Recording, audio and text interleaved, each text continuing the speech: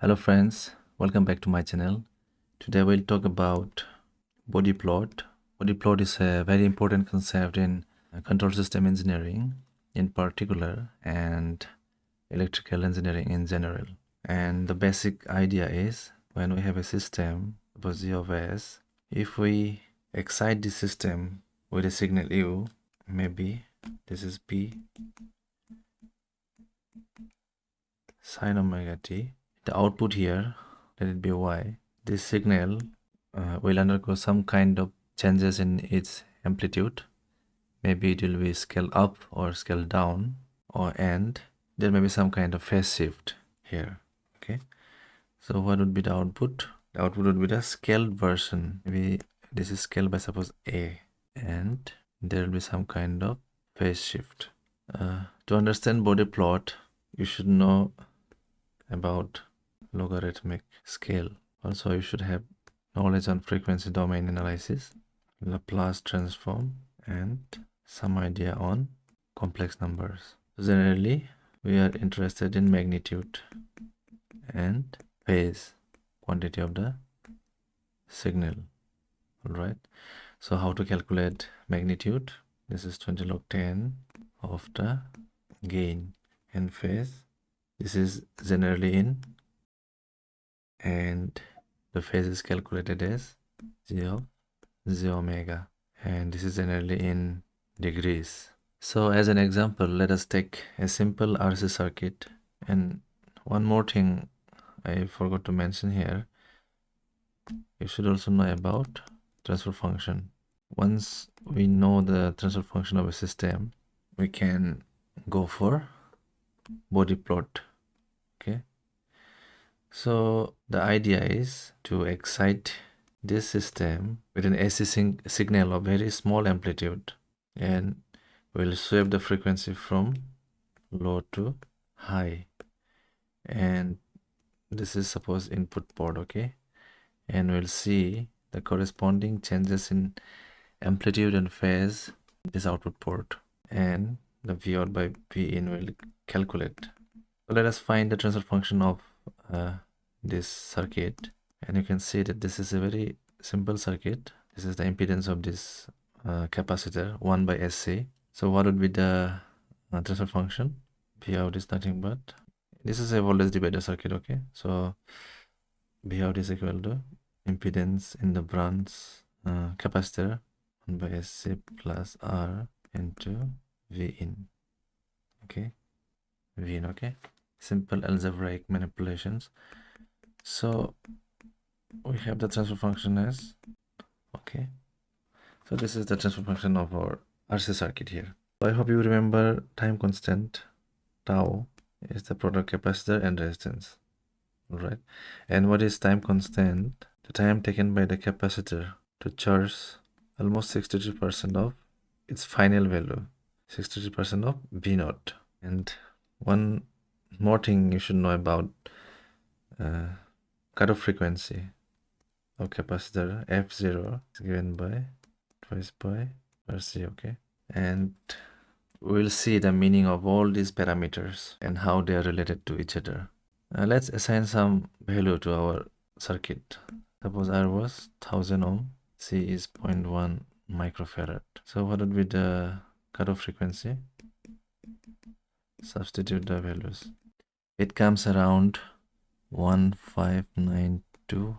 Let us try to draw the body plot. So this is the frequency, and this is in logarithmic scale. Okay, and this is the gain plot here in decibel magnitude. So we need to consider three frequencies while drawing the body plot. One is what is happening in this region, low frequency region, and what is happening in high frequency region, and what is happening around cutoff frequency region.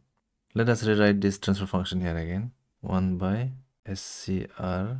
Okay, this is our transfer function.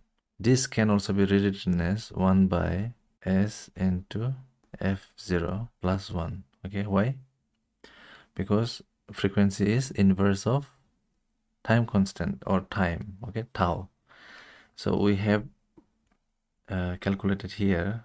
So this cutoff frequency is our point of interest, and it is determined by RC here. So we're swapping the frequency here. So you substitute j omega in place of S. Now you will swap this frequency omega from low to high. Okay, so when you substitute omega as 0, which describe the low frequency, you notice that this ratio become 1 by 1. So what was the formula for magnitude? 20 log of 0 dB. So at low frequency region, our magnitude plot will start from 0 dB, and as the frequency increases, the capacitor will try to bypass the signal, because we all know that the reactance of capacitor is a function of frequency 1 by omega c. So as the omega increases, xc becomes 0. So this creates a low resistance part for the signal. Okay, so during the mid frequency range, maybe around here, okay, at f0, it is a very interesting frequency or point. What happens is the signal is attenuated by 3 dB in magnitude. It is attenuated. Okay, so this is a very important point here. Even it will help you in drawing the phase plot as well. I will show you. And let's see what happens during high frequency. What happens during high frequency region is you set omega to be high value. Say this is infinite, omega is infinite here. So this fraction becomes essentially 0. All right. So our magnitude plot will start to decrease further. So once you have drawn this magnitude plot, you can draw the phase plot as well. Okay, this is in degree. So same concept. What happens during low frequency? The frequency is low, the reactance of capacitor is very high. Okay, essentially there will be no phase shift in the output. Okay, whatever signal we're getting the same signal with almost same phase. All right, so it will start from 0 degree. During f0 kind of frequency, this will be around 45 degree. Okay, and as the frequency is increased in higher frequency, the phase will further drop 90 degree. For quick tips and tricks, if the order of the filter is first order, the overall phase lead or lag will be usually 90 degree. Okay, and if the circuit is second order, the phase lag or lead is usually 180 degree. A phase lag or lead is determined by the transfer function of the system, okay, which we will cover in later videos. As a matter of fact, I would like to demonstrate this in simulation in LT Spice to show that whatever I did here is reasonably correct. So let's open up LT Spice software, create the circuit. We had resistance of 1000 ohm, we had capacitor of 1 microfarad, and we need a small AC signal, okay, of amplitude 1. Suppose you can choose any other small amplitude. Okay, so let's complete the circuit. Okay, add ground. Let's label the port as input, and let's label another port as output. So we'll do AC analysis or frequency analysis here.